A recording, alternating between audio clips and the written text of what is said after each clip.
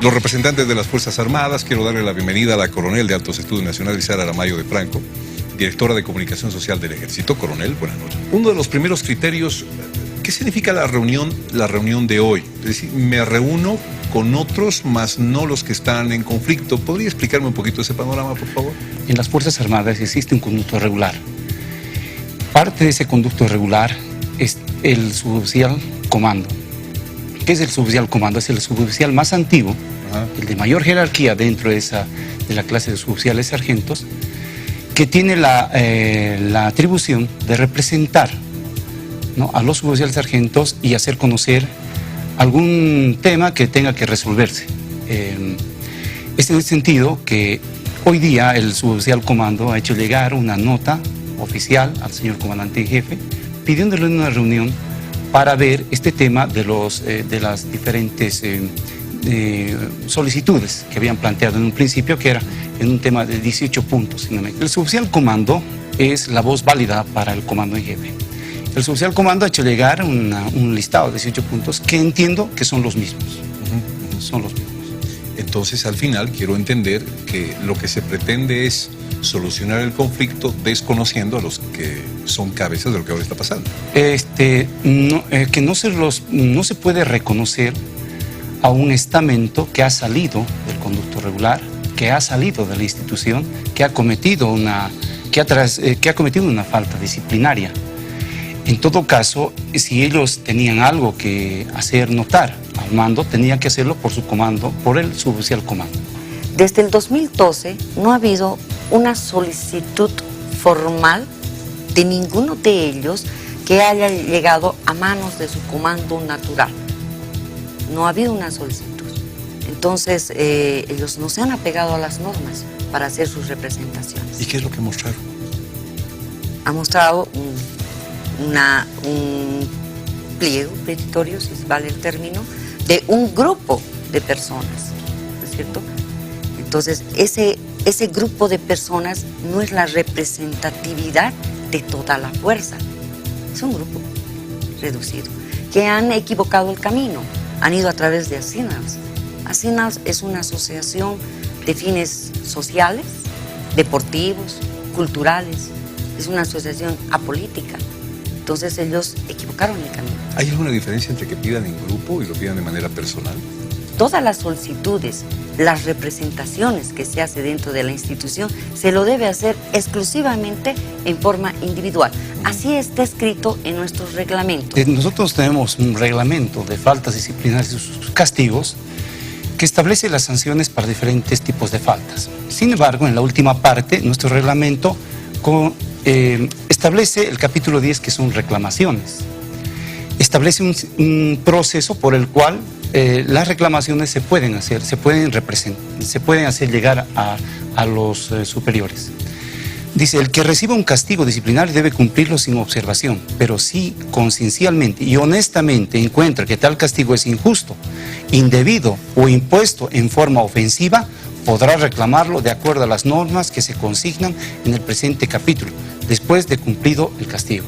Pueden ser reclamados los castigos que se consideren injusta e indebidamente aplicados. Ok. Quiero hablar sobre estos términos, por favor. Baja y retiro obligatorio. ¿Cuál es la diferencia con él? El retiro obligatorio es una sanción a una falta que se ha cometido. Dentro del retiro obligatorio no han sido separados de la institución. La baja es cuando se los separa definitivamente de la institución, no tienen goce de haber, no pueden vestir más el uniforme y no son reconocidos ya dentro de la institución. En el retiro obligatorio ellos siguen siendo parte de la institución, siguen percibiendo su salario, siguen teniendo los mismos derechos y las mismas obligaciones. Pero simplemente ha sido una sanción disciplinaria a una falta grave que han cometido. Aquí el reglamento de faltas disciplinarias dice: realizar público reproche a los actos de gobierno de las autoridades militares. Ellos han cometido esa falta.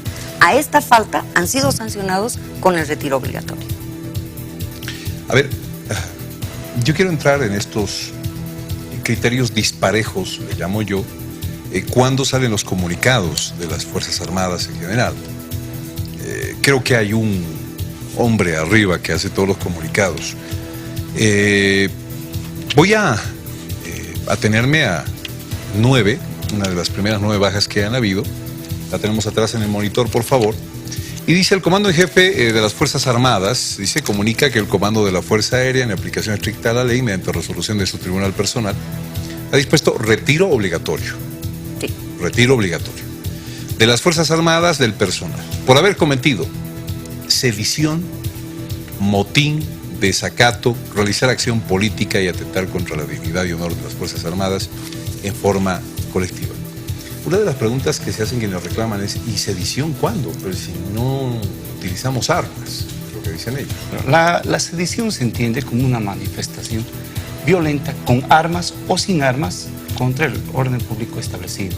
Retiro obligatorio es una sanción que se impone al militar que, sin pasar a la reserva activa, estando en ella o en la letra A, aplicarán los tribunales del personal previo proceso legal en los casos siguientes: por sentencia judicial condenatoria, ejecutoriada, por estar comprendido por segunda vez en la letra B de disponibilidad, por sobrepasar el tiempo de 2 años de licencia máxima o en comisión del Supremo Gobierno, por haber cometido, y aquí viene el tema, por haber cometido desacato a la autoridad militar en forma rebelde, pública y evidente. El último, de 700I, sedición, motín. Bueno, es un retiro obligatorio, ¿no? Y que tiene diferencia con lo que es la baja. Le voy a hablar sobre la baja, le voy a dar lectura. ¿La baja en qué consiste? En la separación definitiva del servicio activo, sin goce de haberes, grado, honores y uniforme. Será procedente solo en los casos previstos por el Código Penal Militar, previa sentencia judicial condenatoria. O sea, no ha habido baja, sino ha sido retiro. No, yo entiendo perfectamente eso, capitán Coronel. Quizás quiere explicar un poquito usted eso de la sedición o del motín. ¿Por qué motín? Dentro de las Fuerzas Armadas nos indican específicamente los reglamentos que las representaciones deben ser individual. Cuando ya se hacen las representaciones en forma grupal, se están amotinando. ¿Por qué sedición, coronel? Sedición, porque lo han hecho de una forma violenta, sediciosa, sus representaciones. Lo han hecho de una forma violenta. El salir a marchar por las calles, a hacer su representación en forma pública. Pero eso no es Han hecho forcejeo de las puertas, inclusive lograron abrir la puerta, pero el servicio de guardia volvió a cerrar.